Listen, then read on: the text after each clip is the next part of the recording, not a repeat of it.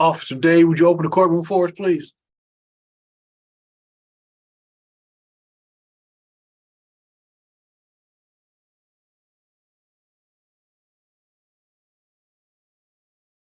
Oh, I didn't let him in yet. Sorry about that. Officer Day, would you open the courtroom for us, please? The State of Michigan 36th District Court is now in session with the Honorable Judge David S. Robinson Jr. presiding. Court is now in session. Good morning, everyone. Good morning, Your Honor. Good morning.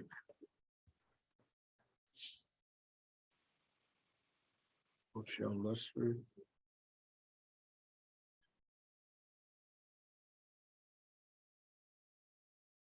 Fazio.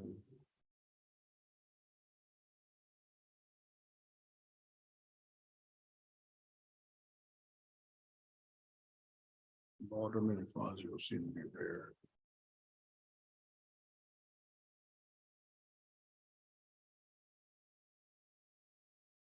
Three, two.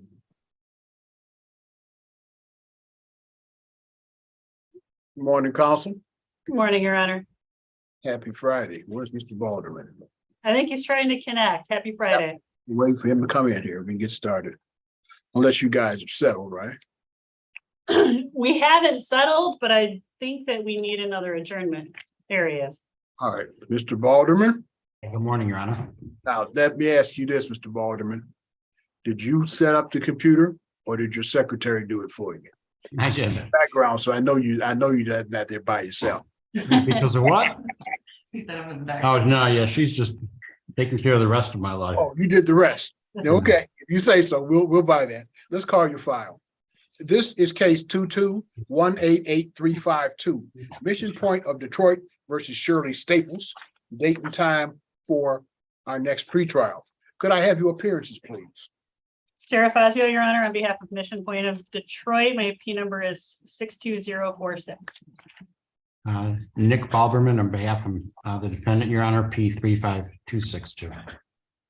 Mr. Balderman, what's happening on our probate? Has the probate court acted yet? Yeah, I'm pleased to report that we received an email from the probate court yesterday with the request for the filing fee of $193, which we paid yesterday. And they also assigned a case number to the case being 2022-878357 CA. So my understanding is we should now be getting a hearing date, hopefully very shortly. And at the hearing, it's my hope that the presiding judge will appoint a public administrator to oversee the affairs of the defendant, which will then allow us to proceed. Okay, well, let's get you guys a new date and get you on your way. Does December 1st work for both of you? 10 o'clock? Sure. It'll be a Friday like today. It would work, Your Honor, but I know the Wayne County Probate Court pretty well, and he probably won't have a hearing until January. So we might want to just hold this off until then. Just my 2 cents. We can't really do anything else until we have the action of the probate court. And I'm hoping, I know they usually take more time than that, but the other thing I know is that given the fact that we are at year end, a lot of times there's a little more urgency to move things along so something is accomplished inside the calendar year in which the estate is set up. Mhm. So let's try December 1st and see what happens. And if we can't get it, if we don't at a position where we can move with it, we'll just have to move on. Okay. That works. Now, while we're here talking, what's the amount of your claim? Oh, goodness. I believe it's 17,000.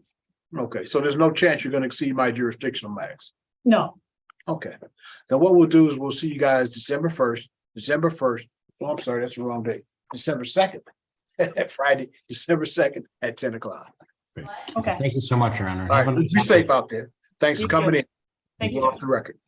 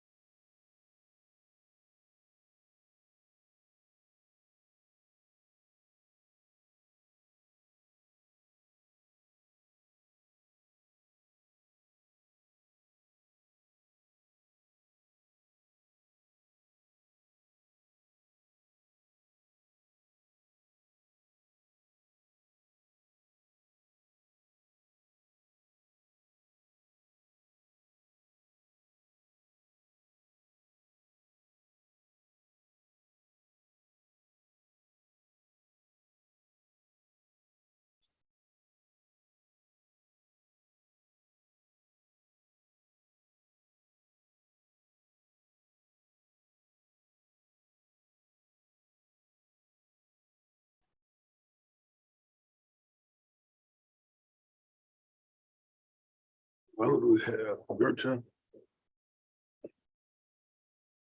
Let's see who Gertrude has.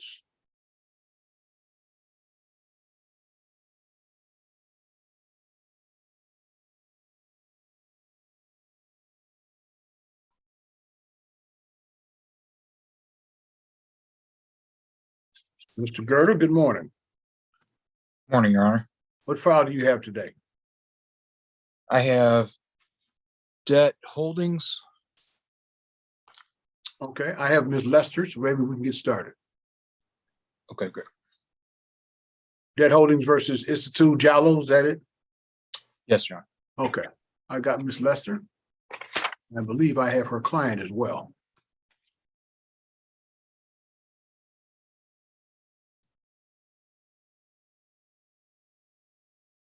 Ms. Lester, good morning. Good morning. Your client is Institute Jallo. Yes, I think I have him here, so I'll put him in and I'll mute him if he's the person I think he is. It's okay, thank you. kind of unusual first name, so I'm presuming it's him. Okay.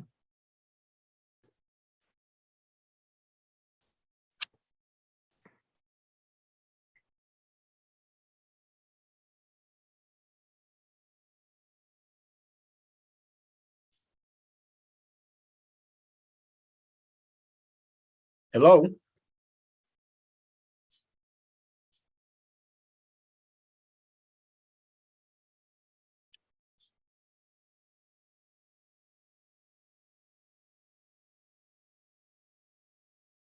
Hello?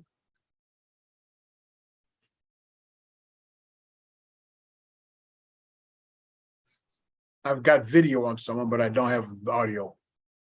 Yes, I'm gonna text her to see. Well, if she's she can- connecting. She's connecting Okay. now, so maybe Okay. no audio connect failed. Um,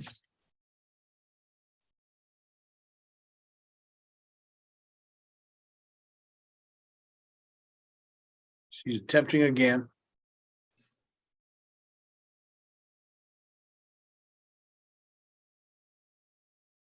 Connection failed. hmm, All right.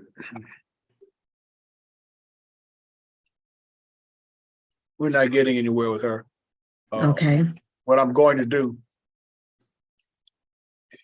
is I'm presuming she can hear me. Can you hear me, ma'am?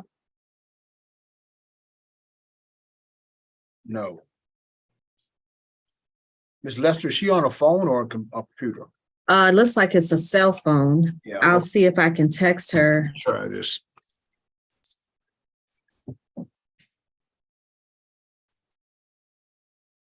Where's my, okay.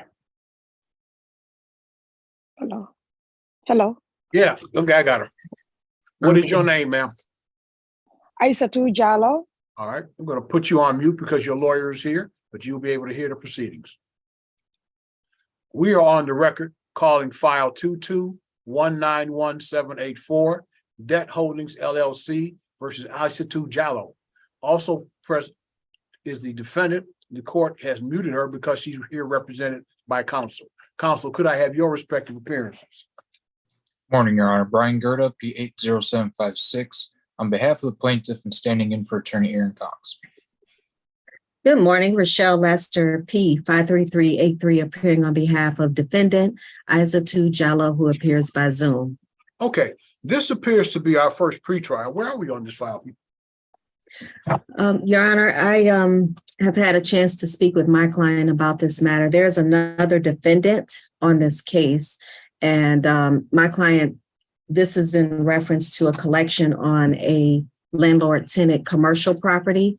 She sold her business to the other defendant, and that defendant contends that she made all of the rental payments, and my client disputes the invoice that's presented before this court because the other defendant did pay for the landlord-tenant payments.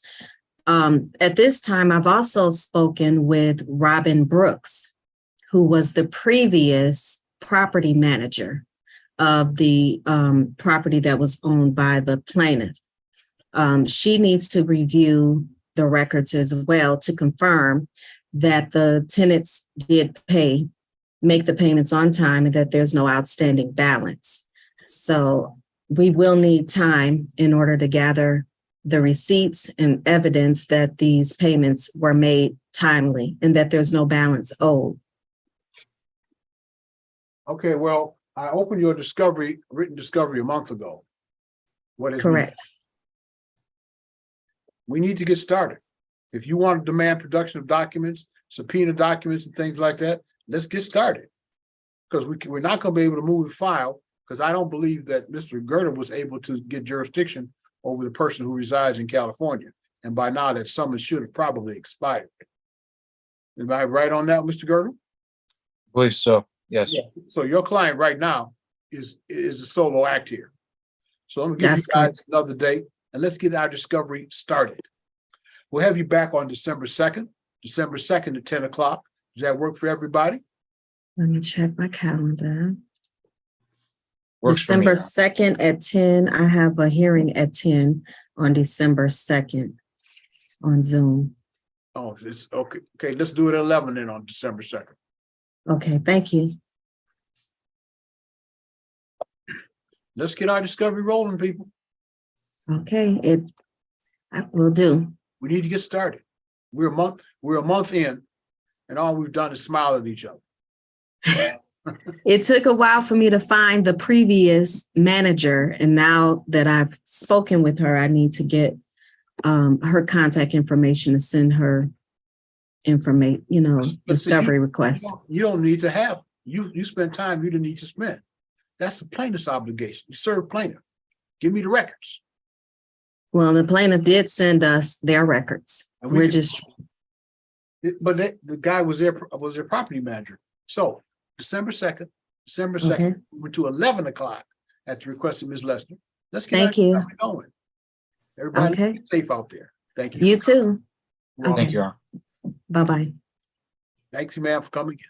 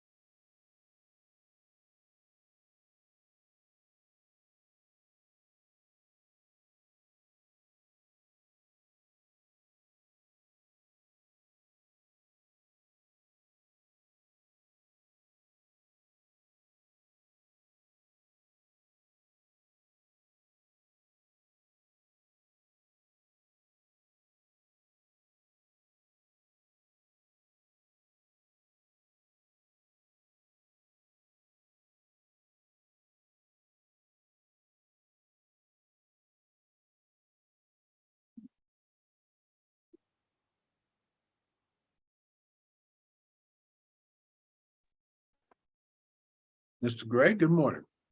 Good morning, Mr. Robinson, Judge Robinson, sorry. We are on the record calling file 22180-281, Midland Credit Management versus Miguel Moreno. By a notice dated October 19th, 2022, and sent to the parties on that date. This is the date and time at 10 o'clock for the plaintiff's motion to reinstate the case. Could I have your appearance? Yes, Your Honor, Gavin Gray, P79819 for the plaintiff, Midland Credit Management. Mr. Gray, have you received any pleadings from the defendant? I have not, Your Honor. It's now 10:20. The defendant has failed to appear. He's go ahead, sir, with your motion. Yes, so we had I'm gonna kind of jump right towards Exhibit C, if that's all right with you, Your Honor. If you want to stop me before I get the, cart too far ahead of the horse, I'm more than happy to answer any questions you have. But it looks like we we sent a default entry request out and it kind of crossed paths in the mail with the dismissal. I was going through the case file in our system here a little bit, and it looks like there was a little bit more space before, or I should say in between each step. But we did send the default entry out. It was actually filed on August 26th, but the case was unfortunately dismissed on August 25th. And I'm Right. thinking, Well, the problem that I have, Mr. Gray, is that I looked through the file and the court ordered alternate service in 3 separate methods. First, posting by court officer, certified mail return receipt. And it appears that all those things were done in a timely fashion. But what happened is that it looks like the 13th of July, when we sent out our notice of intent to dismiss, we did not get your paperwork back until after the dismissal had been entered.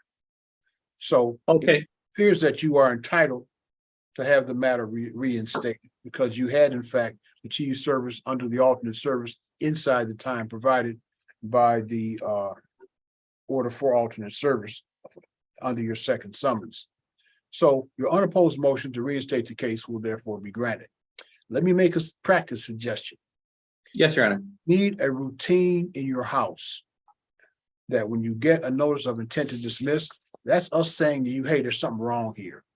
Maybe it's the post office, maybe it's the court, maybe it's you, but you're the plaintiff. This is your case. Do something. Here, the notice went out July 13th. We didn't dismiss the matter until August 25th, 45 days later. That's more than enough time for you guys to have acted and cured whatever problem there was. So now, Yes, I agree, Your Honor. now you got $20 for nothing. In any event, your motion to reinstate will be granted. The court will set the matter down for pretrial. The matter will be set for pretrial December 2nd at 10 o'clock. Thank you for coming in. We'll send out your order today. Okay, thank you very much, Your Honor. All right, be safe. Yep, you too. Bye now. Bye-bye.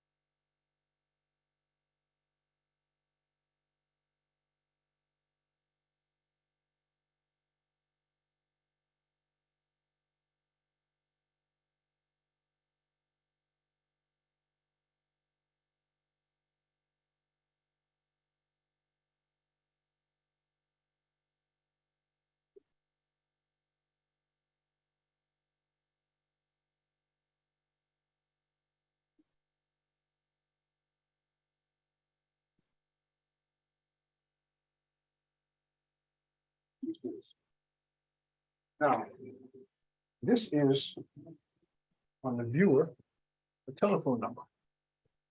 I have no idea who it is, so I'm not about it. This is what I want to show you.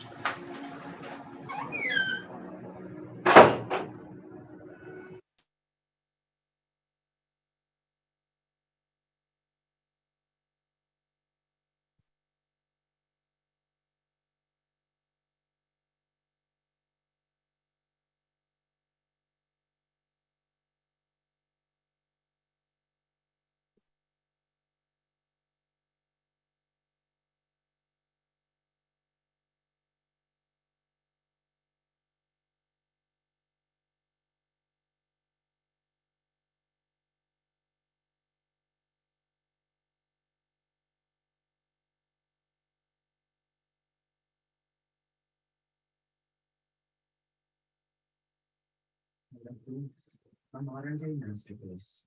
You just heard music by John Nastasio called Such Sweet Sorrow with the Edmonton Symphony led by Mario Bernardi.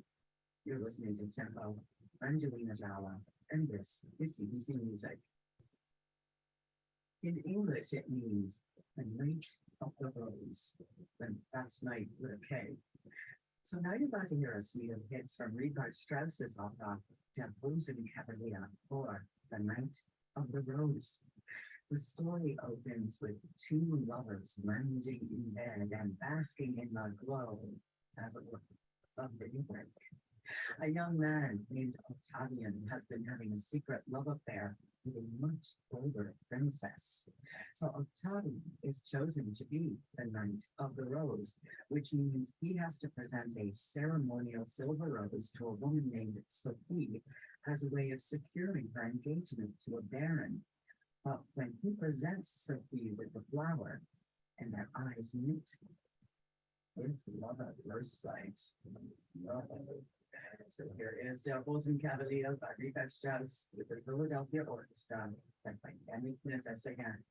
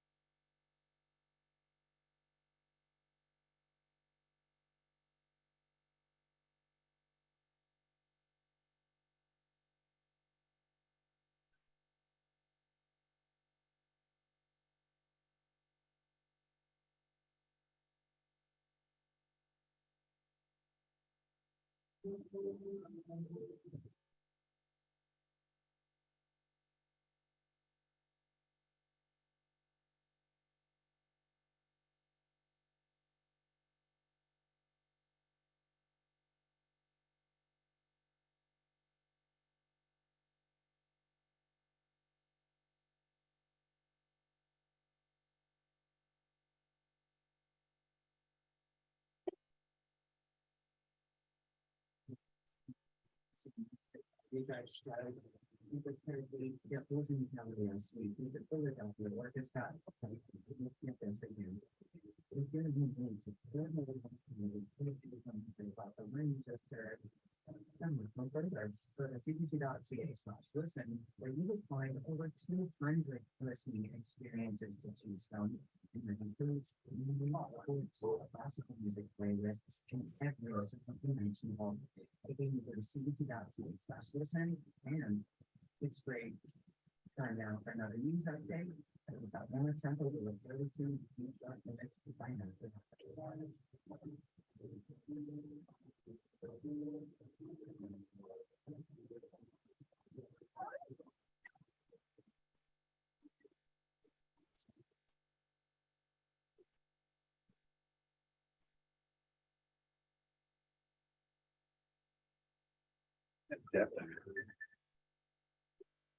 News is the world this hour. I'm Joe Cummings. At the inquiry into the Trudeau government's use of the Emergencies Act, trucker convoy organizer Tamara Lee.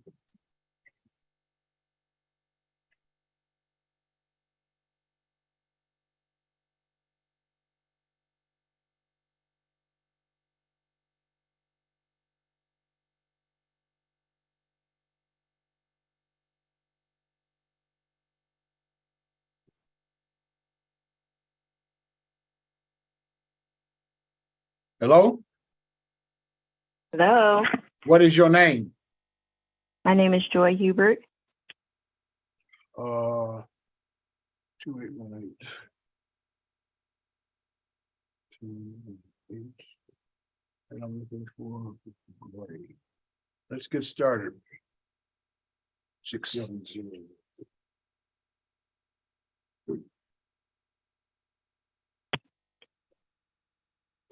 All right, let's get started.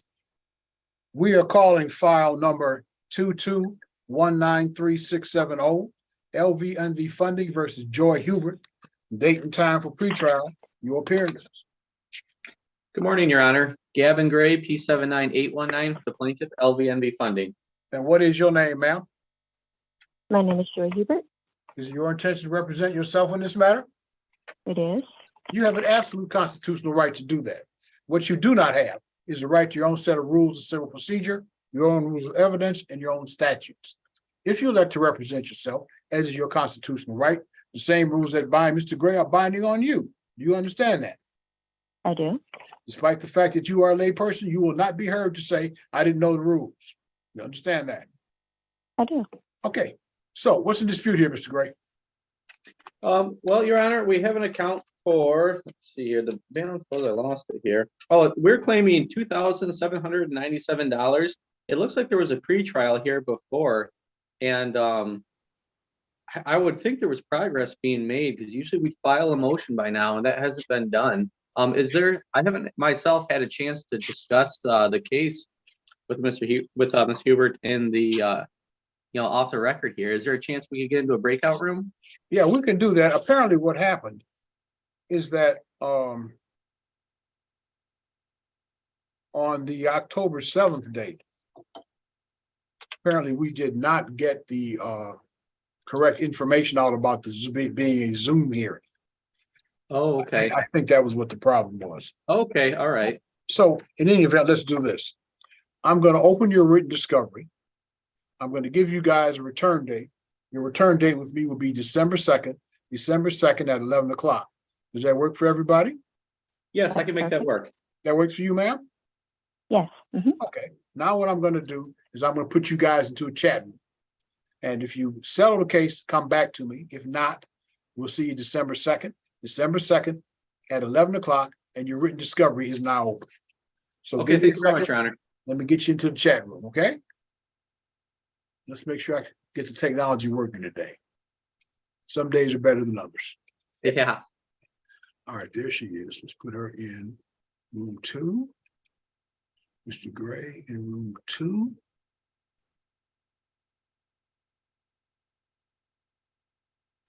Okay.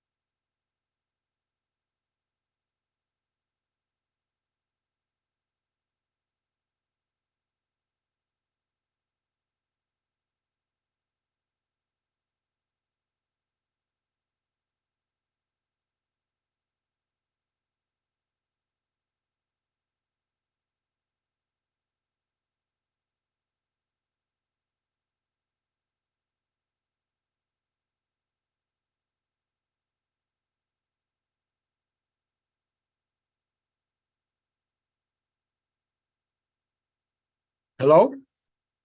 Hello, What is your name? Chandra Harris. Chandra Harris. Okay, let me see if I can find out who's with you.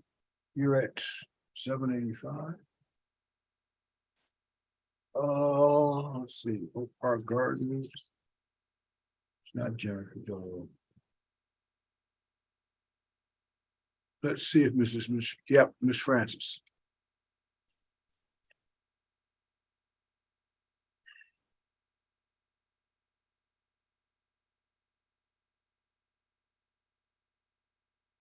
Miss Francis, good morning.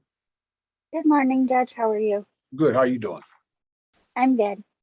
We are on the record calling file 22-192-846, Oak Park Gardens LLC versus Chandra Harris. Date and time for pretrial. Could I have your appearances? Good morning, Your Honor. Navjot Francis, P72322, on behalf of Plaintiff's Attorney of Record. And what is your name, ma'am? Chandra Harris. You're gonna have to speak up, ma'am. Chandra Harris. All right. So where are we on this file, people? Judge, I thought we had worked out a consent judgment at the last hearing, and we sent defendant a copy of the consent judgment. However, we did not receive it back.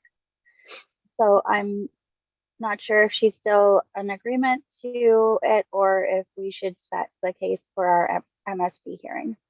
Ms. Harris? I received the agreement, but the agreement, I thought I mentioned to you, it might have been maybe I didn't word it correctly, was I could do $65 a week, $130 a month. When I received the statement, it said $130 per pay, 200, which would make it $260 a month.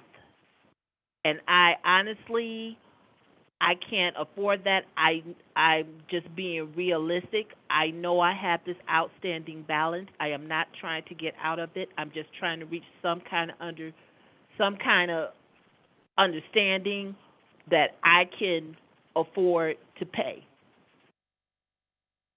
So we can do the consent judgment without payment terms, and then you can request a motion for installment payments through the court to determine your payment plan, that is the lowest we can do for our client.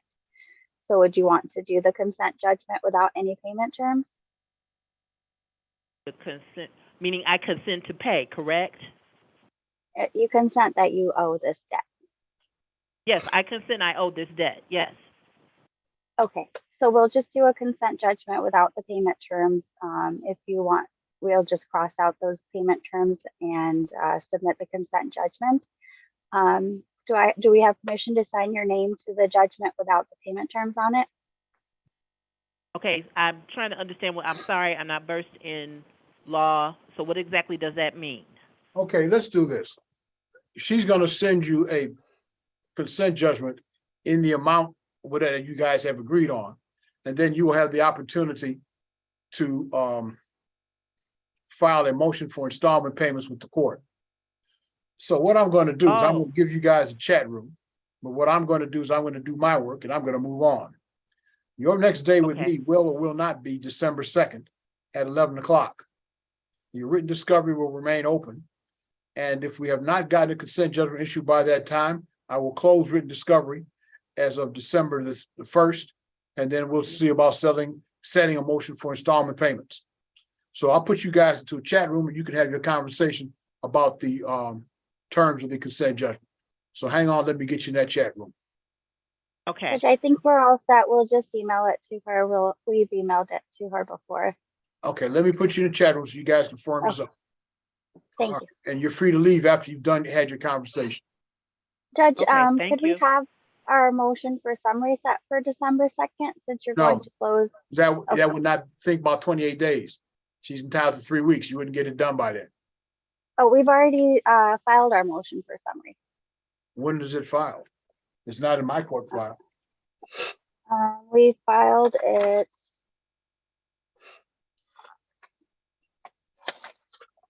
in September, Judge. In September? Yes.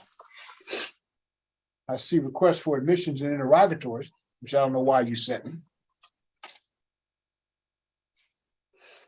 The production of documents. I'm only supposed to get the request for admissions. And I don't see a motion for summary disposition. I don't see that, Ms. Francis. So I'll see you guys. We did file it back in September. I'll see you guys December 2nd at 11 o'clock. Oh, thank you. I'll put you in the chat room. Okay. It's gonna be room 4. This one here is room 4. Yeah, okay.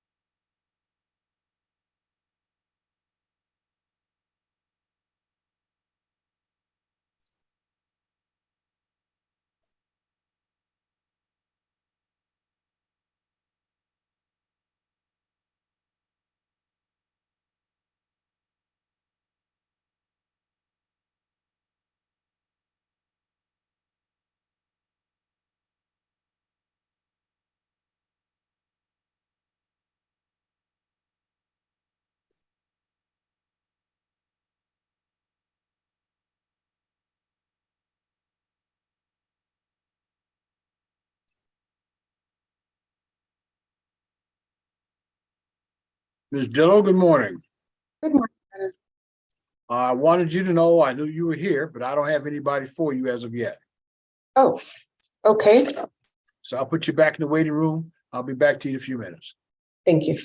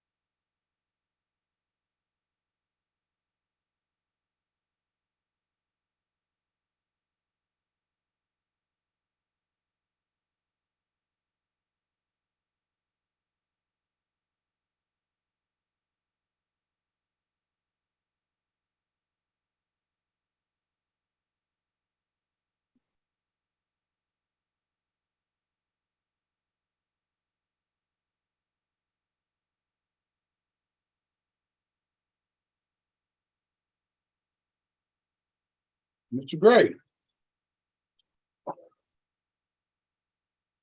We are. you settle your case? Yes, Judge Robinson, we were able to come to an agreement. Miss Hubert, I'm not sure, I wasn't familiar with the dial-in, so I wasn't sure how to direct her back to the courtroom. She may need to be pulled back in. All right, let me see if I can find her.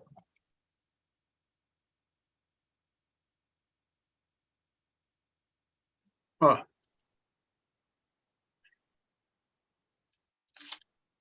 I'm afraid she's gone. Okay, she did say she would dial back in if she didn't get pulled in.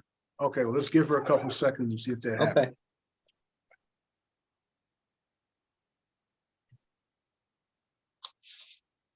I just turned your file over to my clerk. I didn't think we were going anywhere. Yeah, you never know.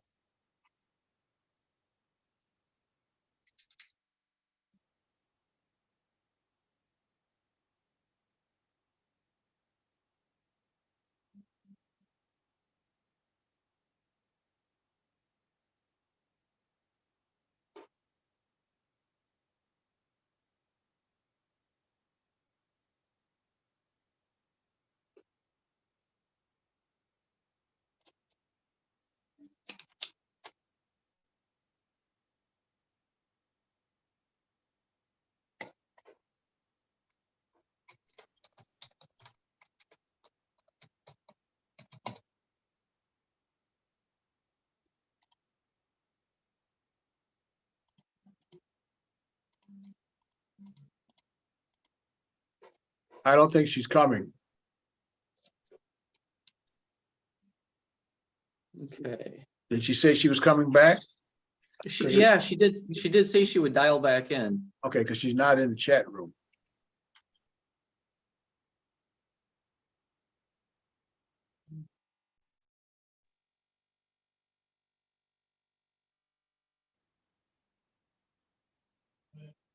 Well, I don't know if you want to note it on the file or. Wait. Maybe this is, Okay. maybe this is her here. Okay. Hello? Hi, this is Joy Hubert again. Okay, we have everybody back. Let's call your case again. This is 22-193-670. LVNV funding versus Joy Huber. Your appearance, please. Morning, Your Honor. Gavin Gray, P79819 for the plaintiff, LVNV funding. And your name again, ma'am? Joy Hubert. My understanding is you folks have reached a resolution? Yes, Your Honor. Okay, Mr. Gray, what are the terms of this resolution? So what we're going to do, Your Honor, is we're going to do a settlement in the form of a consent judgment. We are settling for the lesser balance of $2,250 at $100 a month. The first payment will be due on November 28th and then the 28th of each month thereafter. She does have a right to pay off the balance earlier with no, prepayment penalties or anything of that nature. If she defaults on the balance, the defaulted balance would be, let's see here, a defaulted amount of $2,797.41. And I do have to apologize, Your Honor, I don't have the costs in front of me here for the filing fee and the service fee. But that would include the cost for the filing fee and service fee. In addition. And I believe it would be limited to just that. Okay. Ms. Huber, did you hear that agreement? Yes. Did you understand that agreement? I do. Do you agree to its terms? Yes, our terms, yes. Okay. So what I'll do then, Mr. Gray, is I will dismiss your case without prejudice, noting that a consent judgment is going to follow. Okay, thank you, Your Honor. Thank you both for coming in. We're off the record. Great day. Let's be safe out there. Thank you. Yep.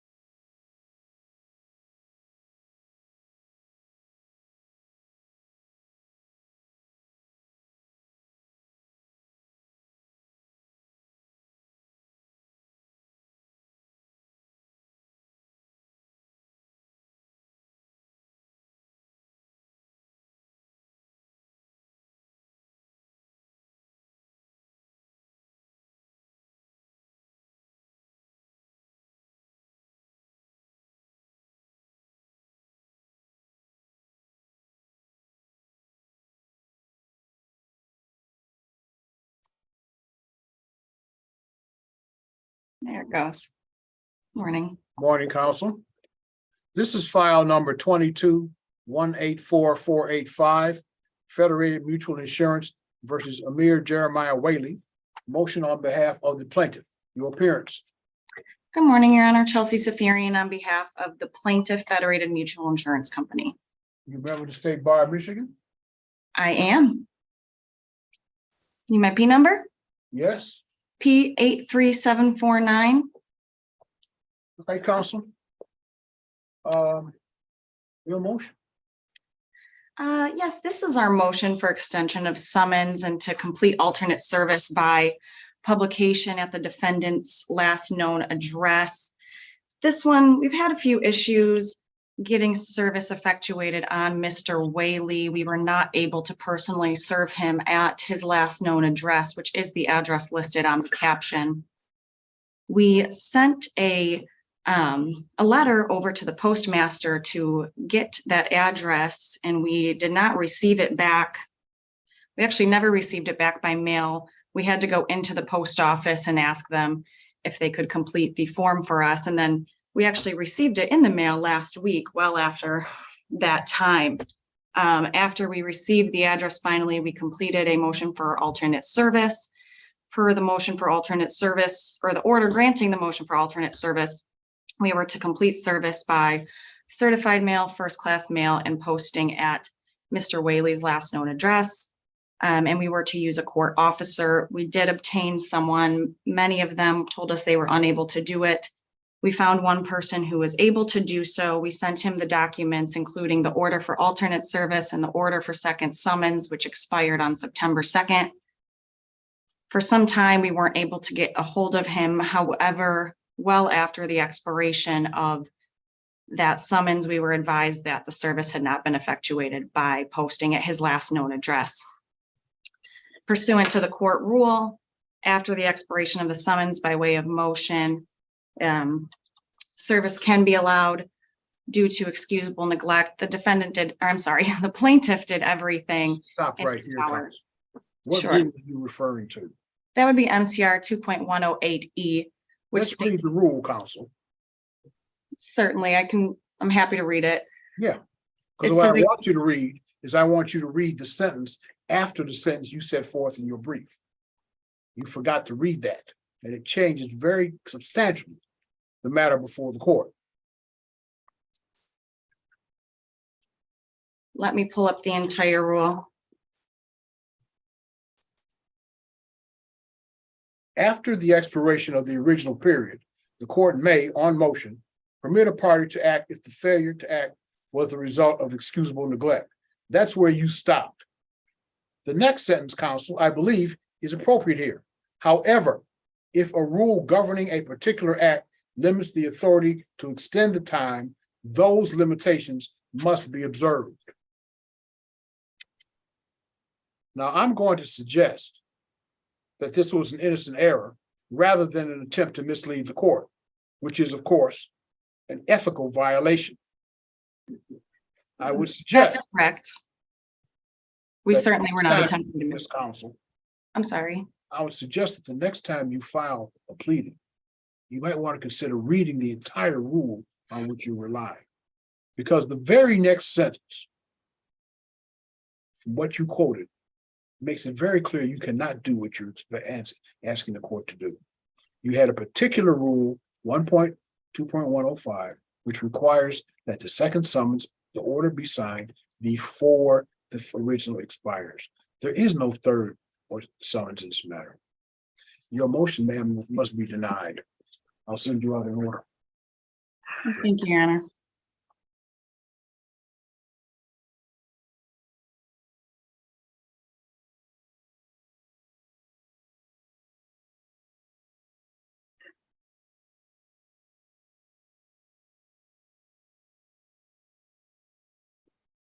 Ms. Dillow?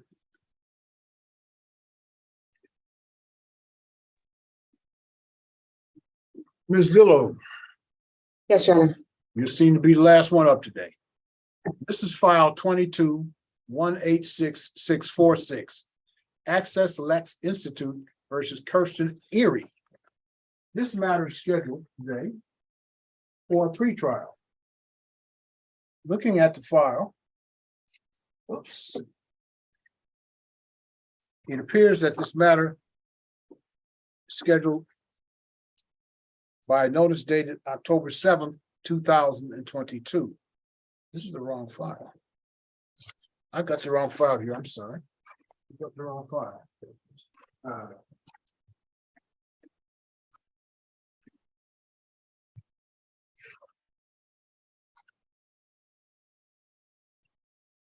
Let's go forward with your motion, your pretrial on 646. Because for some reason, well, I seem to turn that file in already. My bad. In any event, Ms. Dillow, let's have your appearance. Thank you. Good morning, Your Honor. Jennifer Dillow, P69855, appearing on behalf of the plaintiff. Yeah, this matter is set for pretrial today at 11 o'clock. It's now 11:30. Plaintiff has appeared, defendant has failed to appear. No good cause of that failure having been shown. The default, the defendant is hereby entered. We'll send you out today. Your Honor, may I just note one thing? I did notice while we were waiting that the defendant filed an answer using her office address in Grosse Pointe, and the notice of hearing for today went to the address that we did service at, which was in Detroit. And I believe that's her home address, but I do want the court to be aware that notice went to a different address. I don't know. Okay, then what I'll do just to be safe, I'll simply adjourn today's until December 2nd at 11 o'clock, because let's not have any issues about whether or not we're giving correct notice. Right. Okay, Perfect. thank you, Ms. Dillow. Thank you. Have a good day. Thanks for bringing that to my attention. I appreciate how to say this charitably. You behaved ethically, unlike the young lady who was before me earlier. Oh, well, thank you. Did you see that? She tried to quote a rule, and then the next sentence made it absolutely clear that she could not do what she was asking. And in her brief, she kind of forgot to put that part of the rule in. Oh, I see. It's distressing. Yes. December 2nd at 11 o'clock. Thanks for coming in. We're off the record. Thank you, Your Honor. Have a good day. You too. All right, let's take this off. And that's going to end our call for the morning.